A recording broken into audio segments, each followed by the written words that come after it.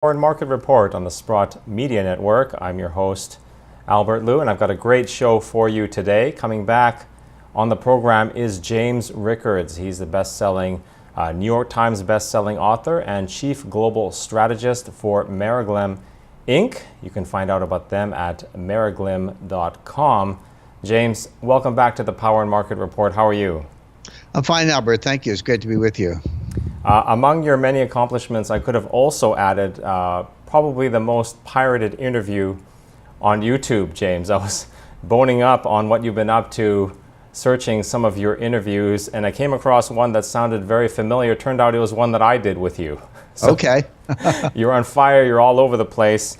First, before we start, though, I want to let the viewers know that on April 5th is the first anniversary of the new case for gold, so congratulations on that. And on April 7th, you're releasing the paperback edition of The Death of Money. So again, congratulations. Thank you. And that paperback edition, The Death of Money, as you know, Albert, New York Times bestseller, came out in 2014. A couple of things. You're right. The paperback edition is coming out in a couple of days. It's unusual. Usually a publisher will go to a paperback within about a year of the publication of the hardcover, but the hardcover, I'm happy to say, sold so well for so long that they delayed the paperback edition. But now the paperback edition is coming out. It has new material in it, so it's not just a soft cover of the old book. It actually has some a new preface I wrote that kind of goes over the material, shows why it has played out the way we expect it, and also adds entirely new material, including new disclosures never before published on insider trading ahead of the 9/11 attacks. So very excited about this. It's almost, it's like it's a very timely book. It's still timely after a few years, but with some very new material included.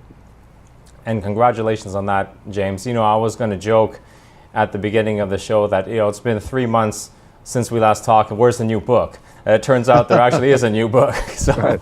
Congratulations on that. I also want to tell the viewers that on April 4th, you and I are going to be participating in a webcast with Rick Rule and Trey Reich, and the topic is Will Gold Trump Politics in 2017? I can't think of anyone else I'd rather talk about this with than the three of you. I'll be moderating the discussion. If you want to register and you're watching, go to sprottusa.com, and there's a banner ad there where you can register for that event. That's April 4th. And finally, I'm also very happy to announce that, James, you're coming back to our conference in Vancouver once again this year. You've been extremely popular the last two times you came to speak. And so that's July 25th this year in Vancouver. It's the Vancouver Natural Resource Symposium, put on by Sprott. And if you want to go to that event, you can find out about it at naturalresourcesymposium.com. The price is discounted now and is going to be going up quite significantly. Also, if you sign up now, you can get the MP3 files from last year's event. You can hear James's spectacular talk from last year. So that is all the news. Looking very forward to that. James, we have some things to talk about. Let's start with the Fed. They seem to be following through on some of these rate hikes. Vice Chair Stanley Fischer says he sees 2 more hikes coming in 2017. Do we believe him? And should we care either way? Yes and yes. We should believe him and we should care. Albert, going back to last December, of course, December 2016, the Fed raised rates. And then immediately after that, based on my analysis, and I'll explain the model I use because it's fairly straightforward. I said the Fed would raise rates again in March 15, 2017. I said that in December. I said it in January. I said it in February. What was amazing to me, we have these Fed fund futures contracts, and you can look at the price of the Fed fund futures and do get the market probability, what probability the market is assigning to another rate hike by the Fed.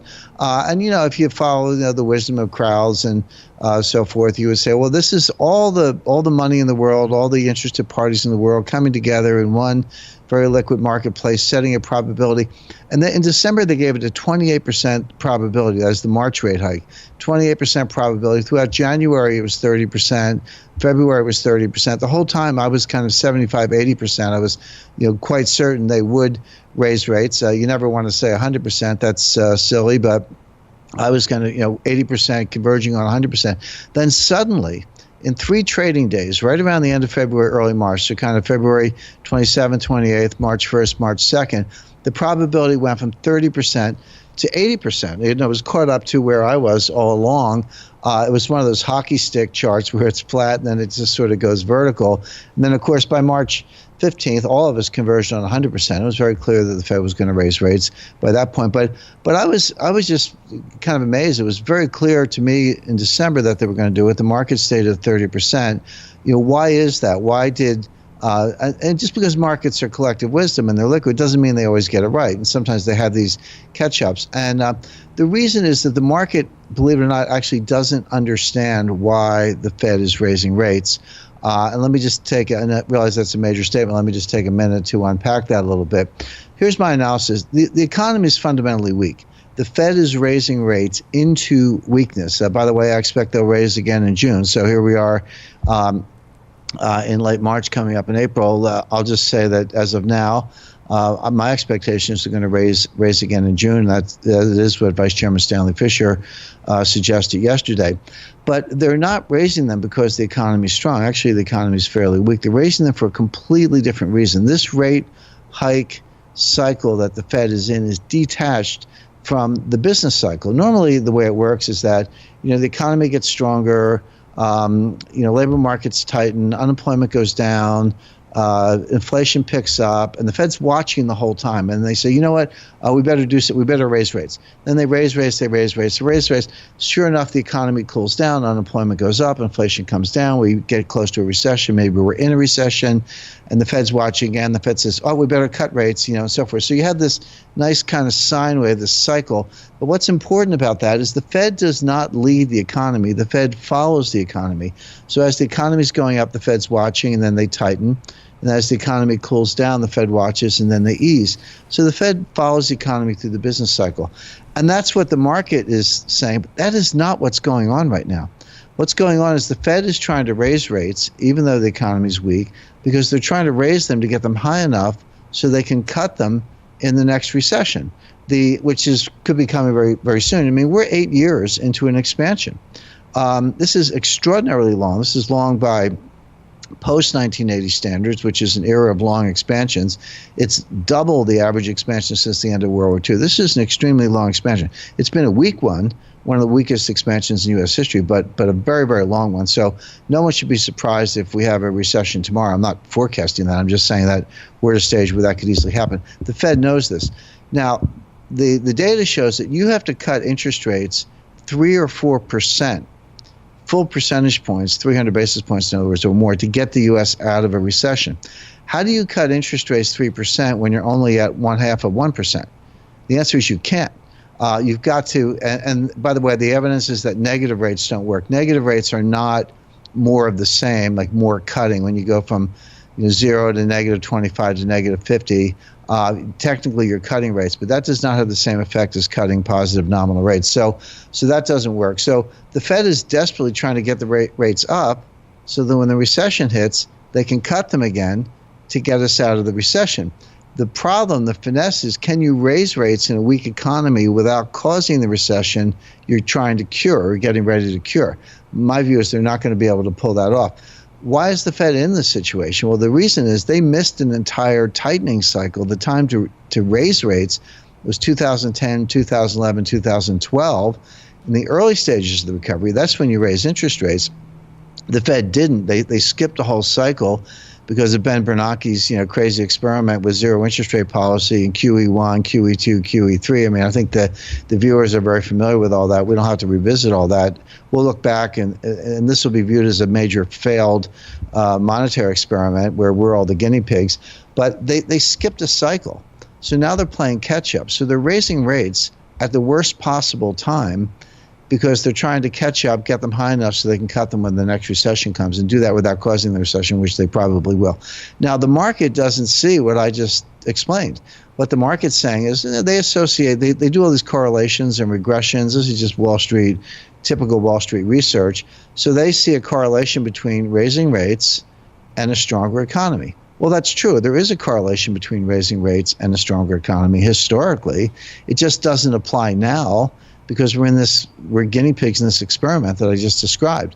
So what's going on now is completely different than what Wall Street understands. All this happy talk of, the Fed's raising rates, so the economy must be strong. No, it's completely backwards. First of all, raising rates doesn't make the economy strong. It's the other way around. A strong economy causes the Fed to raise rates. But that doesn't even apply now because, as I say, they're playing catch up. So, and this will persist. Now, the way you can understand this, the Fed will raise rates 4 times a year, every other meeting for the next 3 years into 2019 until they get them up to 3.5%, 4%. Unless, and this is important, one of 3 things causes them to pause. There are 3 things that would cause the Fed not to raise rates. One is a major market meltdown. I mean 10% or more. In other words, a full-blown correction. 5% won't do it. So if the Dow goes down 1,000 points, the S&P goes down 100 points, that will not throw the Fed off this course. That will not throw them off their game. It's got to be double that, on its way to 15%, and then in which case the Fed would pause. The second one is if you see job creation fall, below 75,000 a month, a very low threshold, by the way. I mean, recently, monthly job creation, the most recent report was over 200,000. It was very strong. But even if you saw it at 125,000 or 100,000, that's not enough. It's got to be 75,000 or less, or certainly if we lose jobs. And the third thing is disinflation. The Fed has this target of they want 2%. They use PCE deflator core. So year-over-year PCE deflator core, they want that to be 2%. If you see that going backwards, it has been going up a little bit lately, but if you see it going down to 1.4, 1.2 or less, that will throw the Fed off the game. But those are the only 3 things. So job creation dries up, disinflation, or some kind of market panic either here or abroad. If you see those 3 things, the Fed will pause. If you don't see them, they're going to raise rates. So this is a very easy forecast to make. It wouldn't surprise me, absent those factors, for them to raise 3 more times, March, September, December. Now, I don't think they actually will. And the reason is that the first reason I mentioned, which is, in the course of raising rates, they're going to stall the economy. And then you'll see either the disinflation or the market crash that will cause them to pause. But we're not there yet. This won't really sink in until the summer. You just blew through my next 3 or 4 questions, so you're a mind reader as well, James. But of the 3 things you mentioned, to me it seems that the severe market correction is the scariest to them, and obviously the disinflation is also scary because it could cause a meltdown in asset prices. I don't see them getting through 2018 without causing something like this. And then I understand what you're saying about the 10% threshold, but I think if the market goes down 5% and the Fed doesn't flinch, it's going down 10 or maybe even more. What are your thoughts on that? Well, if it does go down 10, they'll pause. But if it goes down 5, they won't. And by the way, I talked to Ben Bernanke about this when I caught up with him in Korea. What he said was the Fed doesn't care unless the market goes down 15%. At 15%, which would be that would be 3,000 Dow points. So it drops from roughly 20,500 to 17,500, back where it was before the election, giving up all of the Trump rally, all of the Trump reflation trade, and very quickly, meaning in a matter of weeks, the kind of thing we saw in August of 2015, or the kind of thing we saw in January of 2016, where it actually gets scary looking. Those kinds of corrections would cause the Fed to pause. They definitely would not raise rates in that situation.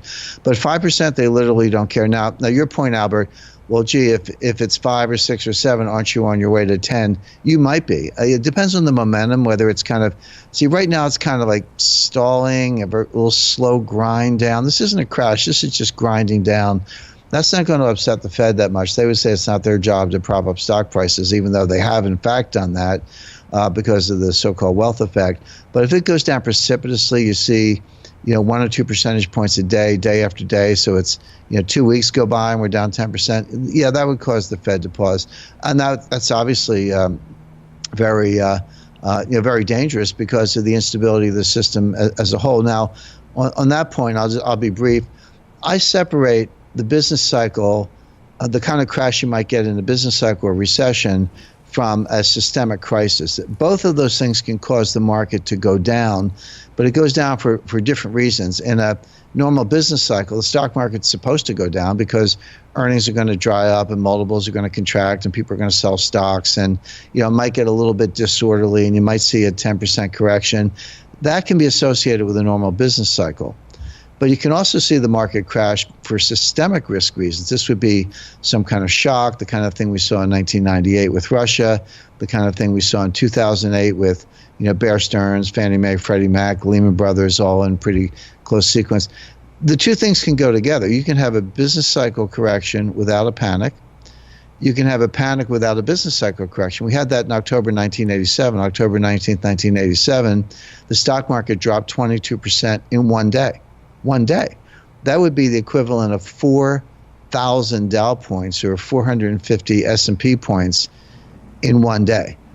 But there was no recession in 1987. The market, it was a shock. A lot, some people went out of business, but the market kind of recovered. So panics and business cycles are separate phenomena, but they can go together, which they did in 2008 and also in 1929. So that's kind of the worst of all possible outcomes. I agree. James, I was going to joke and ask you what you were doing in North Korea, but I think that would get me in trouble with people who don't have a sense of humor. I'm not calling Bernanke a communist. It's a joke. We were close to. We were in South Korea, but we were close to North Korea, not far from the border.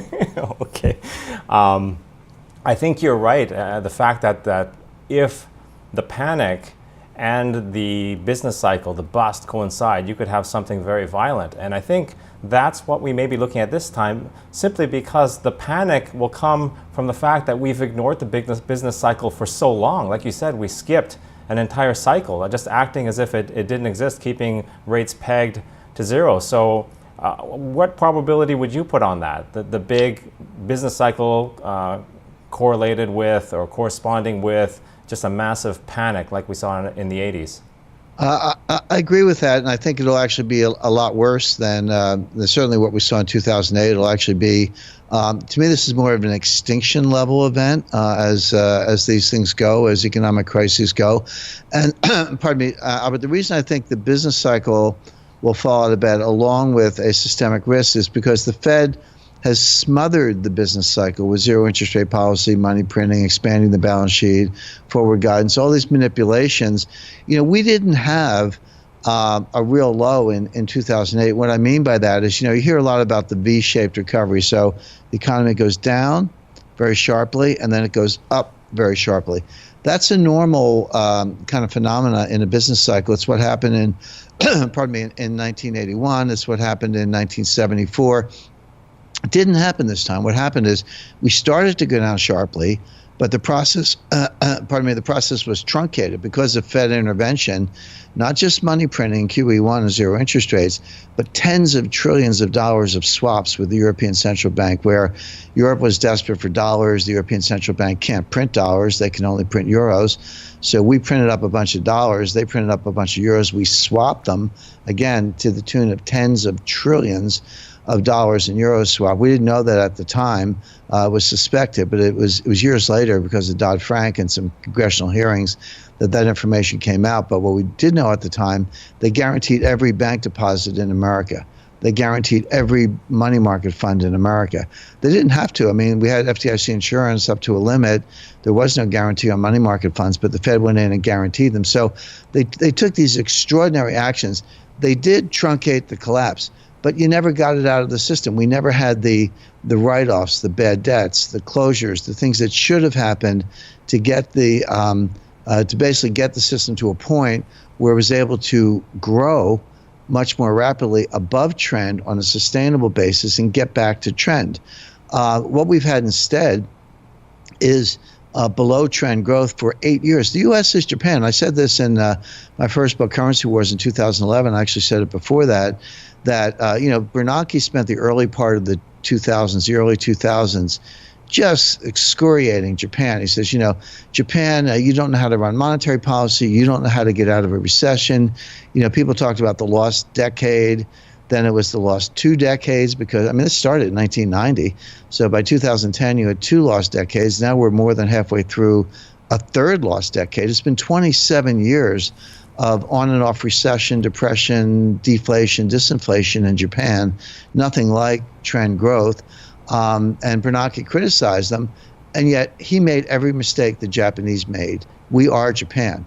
The U.S., our best case is 2% as far as the eye can see, which will cause the country to go bankrupt because our debt is growing at 3.5% a year for now, and it's going to grow at 4% or more beginning in a couple years. Our debt to GDP ratio is at an all-time high when you count contingent liabilities, but even just the actual debt is 105%, which is approaching the levels not seen since the end of World War II. We're on the path to Greece. When you grow your economy at 2% and you grow your debt at 3 and 4%, you're going broke. You may be going broke slowly, but that's a recipe for eventual insolvency. And the only way out of that is actual default or very powerful inflation, which they haven't been able to get. So you have all these disaster scenarios in the making. But meanwhile, as I say, it looks like the business cycle will wind down because it's been going on so long, combined with the systemic risk we're talking about, but on a bigger scale because the banks are bigger, the balance sheets are bigger, the derivatives books are bigger, and one of the key lessons or key teachings of complexity theory, which is the best way to understand the economy, is that risk is an exponential function of scale. What that means is that when you double or triple the system, you don't double or triple the risk, you increase it by a factor of 10 or more. And so we have increased the system and we've increased the risk even more, which is why I say the next crisis, and by the way, the central banks can't bail it out because they haven't normalized from the last crisis. So this is an extinction level event. Let's talk about the Federal Reserve and the governors. James, in a previous conversation, you talked to me and related a story that a speechwriter had presented. I think it was Bernanke at one point, 2 speeches, one dovish, one hawkish, and Bernanke didn't know which was which. These guys are all coming out this week on the calendar speaking. It's some of them more than once. Like, what are they trying to achieve by talking to the markets directly? Well, a couple of things. The story you're referring to, Albert, and I do include this in my last book, The Road to Ruin. So this anecdote is in there in chapter 6. It wasn't, it wasn't exactly a speechwriter. It was basically the guy who was in charge of communications policy. But when I say communications policy, I'm not talking about speeches and public relations so much as the actual writing of these releases that come out at the end of the each FOMC meeting. They have a press release, but it would also include, you're right, include some of the content of some of the speeches. Had the office across the hall at the Federal Reserve Board in Washington from Ben Bernanke, and later Janet Yellen, worked with both chairs, very close to both of them. And the story was they were getting ready to issue a release, and they were both one was slightly more hawkish than the other, but the point is they do this wordsmithing, and Bernanke looked at the 2 drafts and he said, which one's the bad one, was the question. Which one's the bad one? Which shows how arbitrary the words are, and what they really do, they call up the Wall Street Journal and leak their message, and then the Wall Street Journal regurgitates it, and everyone goes, "Oh, now we know what it means." But it's really just wordsmithing and leaks, and that's how they operate. That's how they operate forward guidance. But as far as these speeches is concerned, one thing that could save people a lot of time. There are 7 members of the Board of Governors. I should say there are 7 seats. Right now, 2 of them are vacant. There'll be 1 more vacancy next month. So there are really only 5 members of the Board of Governors today, soon to be 4. There are 12 regional reserve bank presidents. So right now you have a total of 17 Fed heads, if you want to think of it that way, either governors or regional reserve bank presidents. There are only 4 you need to listen to. You can completely disregard the rest. I'm not saying, I mean, they're nice people. They're smart people. That if you're a real geek and you want to read the speeches, that's fine, but it has no impact on policy is what I'm saying. The only four you have to pay attention to: Janet Yellen, Stan Fisher, William Dudley, president of the Federal Reserve Bank of New York, and he's the only Reserve Bank president who counts. And I would say to a lesser extent, but still important, Lael Brainerd. Lael's a member of the Board of Governors. She's the expert on international contagion, international spillover. She was the one who in late February, so mid-February 2016, basically persuaded the Fed to switch from tightening to ease, go dovish, in other words. She was also very influential in September of 2015 to get the Fed to push back the liftoff. Remember the famous liftoff when they were going to raise rates?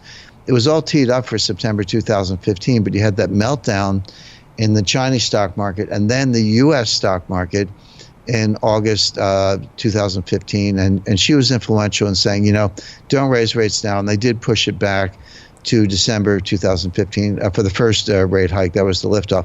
So I pay attention to Yellen, Fisher, Dudley, and Brainerd. Everybody else you can completely ignore. Now, having said that, pardon me, this is all about to change radically because of President Trump.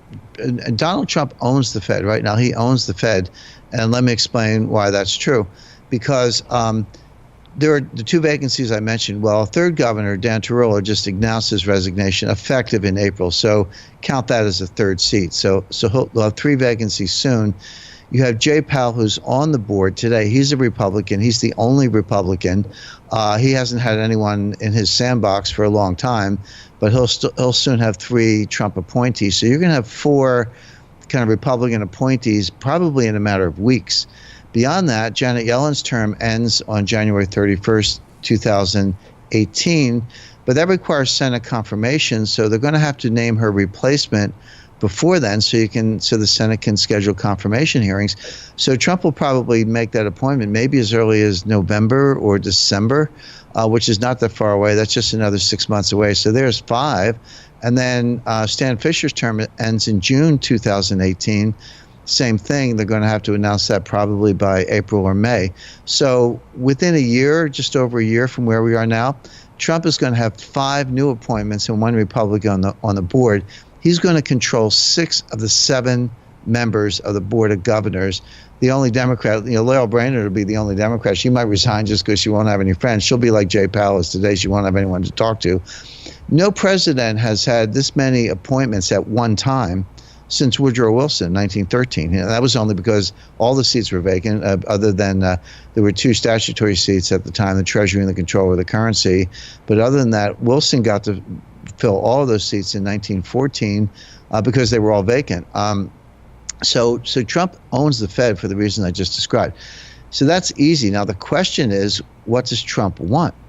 Because Trump's going to get whatever he wants through the appointments process. The question is, what does he want? He's really flipped around on, all during the campaign, he complained that China was cheapening its currency, and then more recently he complained that Germany was cheapening its currency. I mean, Germany doesn't have a currency. They have the euro, but that's not run out of Germany. It's run by the European Central Bank. Same thing with Japan. So he's pointing a lot of fingers, but he hasn't actually done anything about that. He said he would name China currency manipulator, has not done that. He's done a lot of what he said, but that's not one of them.